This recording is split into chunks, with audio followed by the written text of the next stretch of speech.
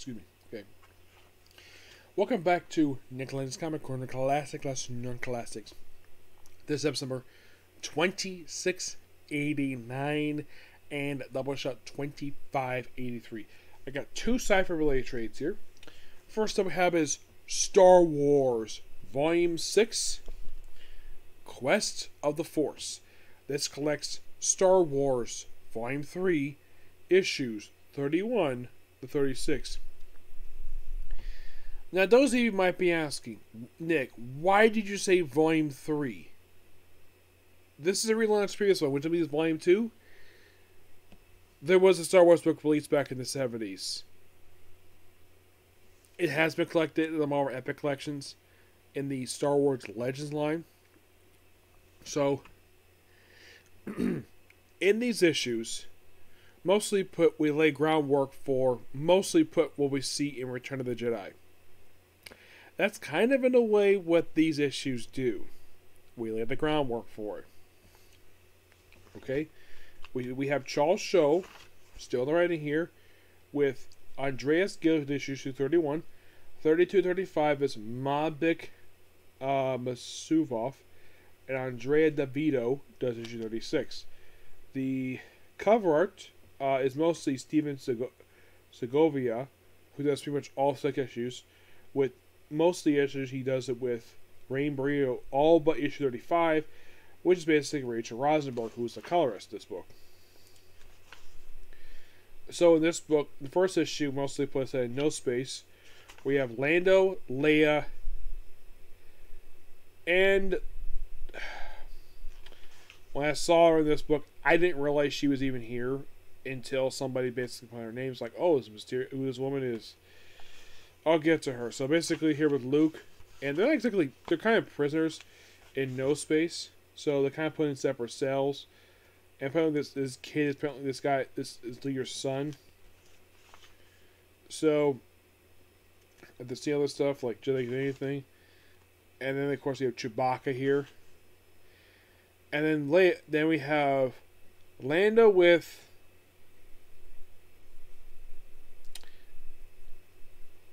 Hondo. Those of you thinking, wait a minute. The purple hair woman from Last Jedi is in this book? Yes, the woman who had said she was no friend of Leia's. Oh, in this book she kisses Lando. Yep. And by the way, in the movies, this is never mentioned. The fact that these two made out. Nope. So, yeah, they kiss. There you go. Yes, the woman who is probably one of the most hated Star Wars characters is making out with one of the most beloved Star Wars characters. Yeah. By the way, I love this variant cover. Basically, we have Lando drawn like... basically, the whole thing about this no space stuff is kind of in a way... Of course, Leia gets briefly taken. So, Lando basically is, well, talking to Chewie about it. And, well... Then, oh, by the way, Lucas is so with Lobot. Yes, Lobot. Oh, I recently found out in a deleted scene of, like, what happened to him in Empire Strikes Back. So, you see him hiding, and then he's briefly taken by stormtroopers. And then we see something that, as far as I can tell, was never explored in the original Star Wars movies. Luke in a spacesuit, floating in space, and using a lightsaber. Now, those of you might be thinking about this. Did this happen in prequels? Did we have characters in spacesuits? I think we did once. But in the original trilogy, nope. Not at all. So it's a lot of fun, good action here. And then Luke basically finds a textbook. Who gets it back? Well, being confronted by a droid that looks a lot like the droid scene from Rogue One. Oh yeah, also his hand gets damaged here. You know, the one that got chopped up. Well, yeah, this actually, he gets a replacement hand don't worry about it. And it's a retread of basically the scene from the ending of Empire Strikes Back. So,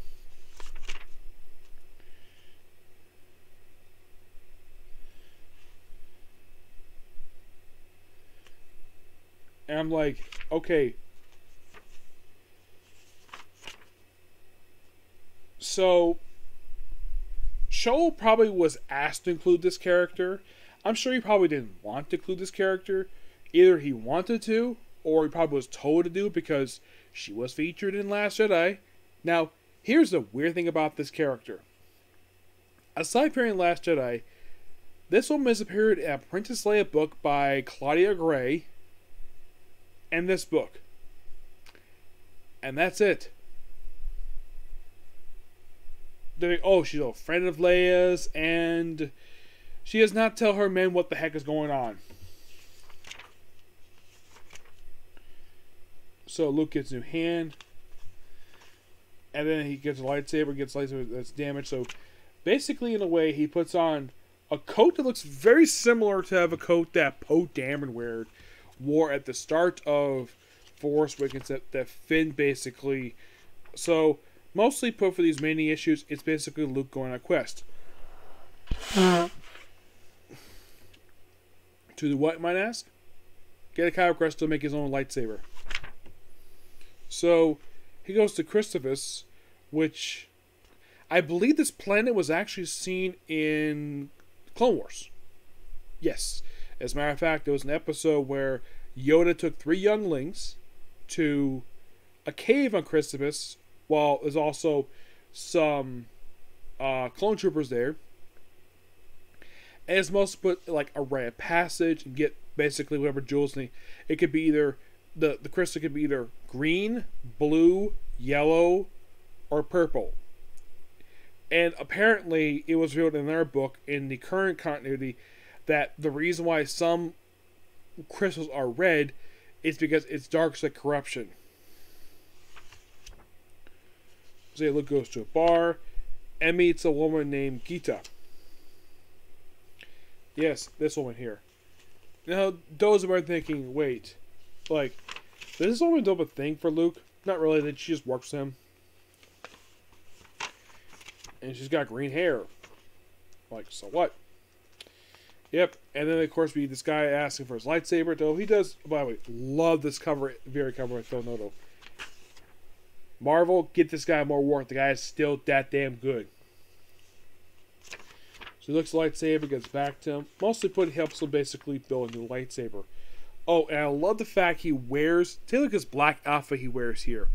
That's the outfit he wore in Return of the Jedi. Yes.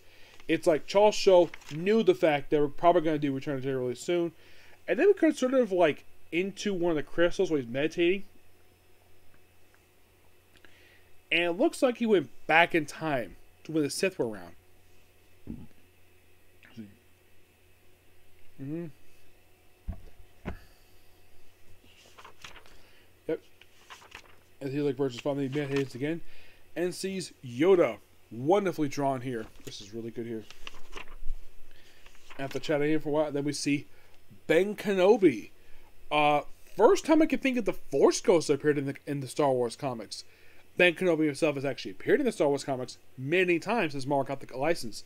But this is the first time that the Force Ghost version of the character is appeared in this book. So he gets the green kyber crystal. There's a red one.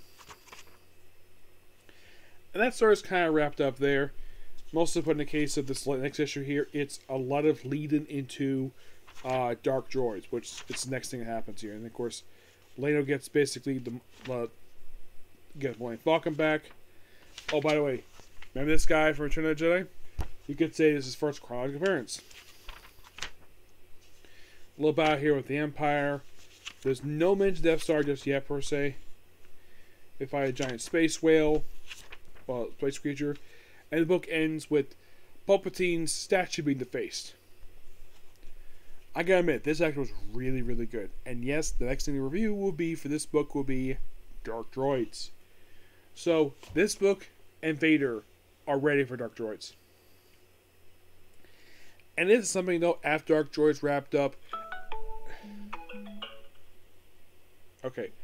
Yeah, is it something though that after events of Dark Droids, that 2 of the 4 primary universe present day stuff for Star Wars ends?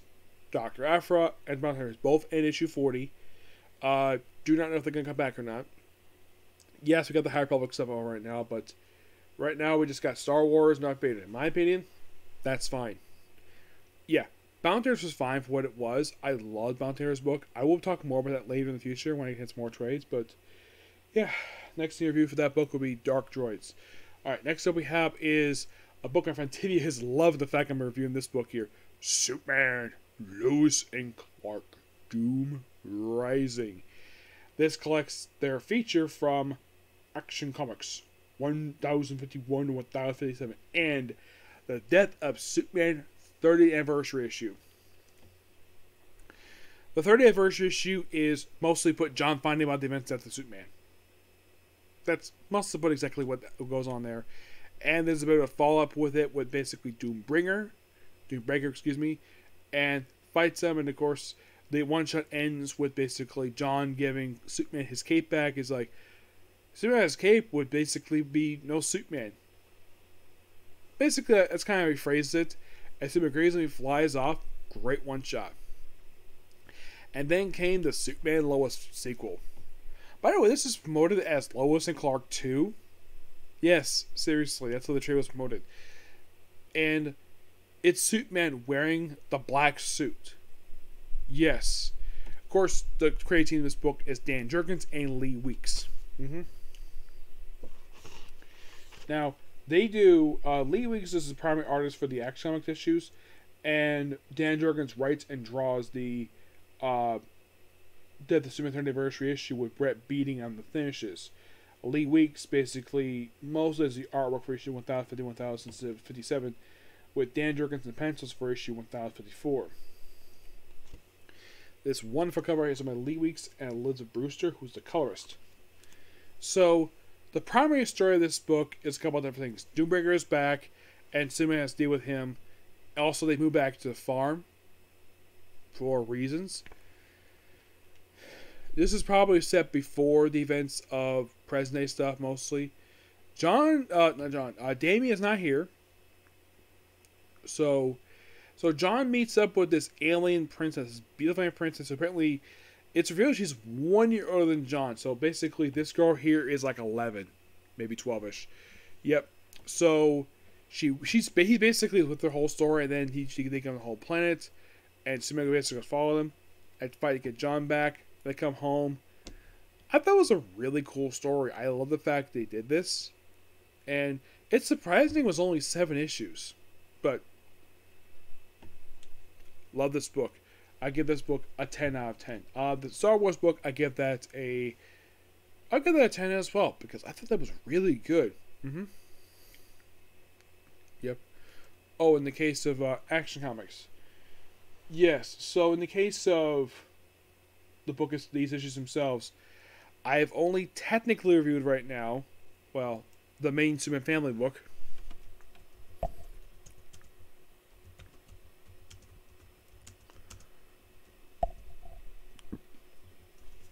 So, 47 issues. I have reviewed the Power Girl story, the Power Girl feature, and Home Again.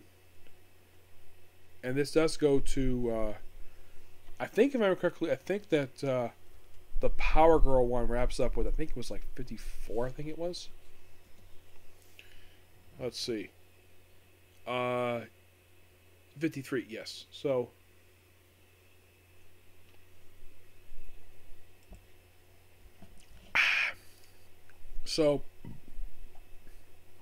it's me. So mostly put for the remaining issues here up until like 1057 is mostly put just I think in the case of Steel one, that's actually just a quick 3-parter. Yep.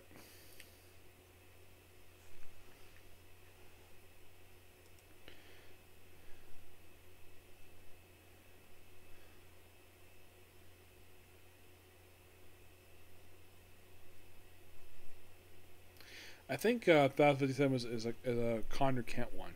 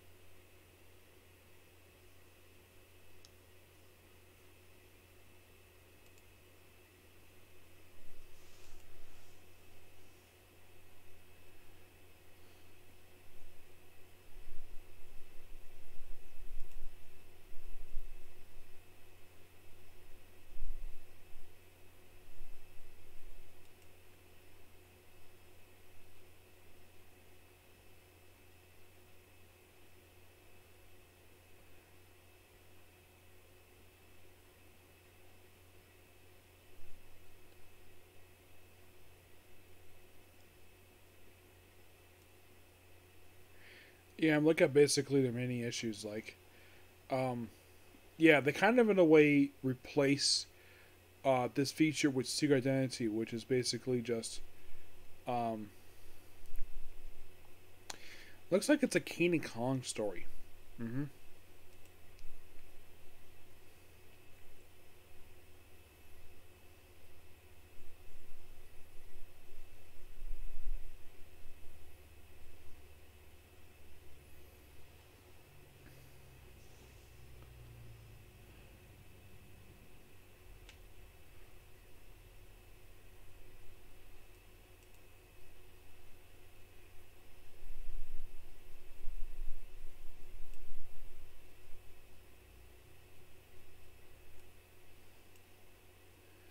And those of you curious, though, when in the world does the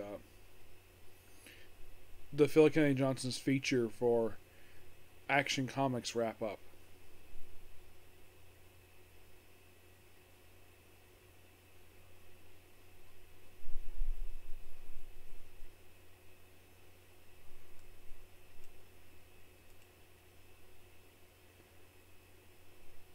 His final issue is 1060.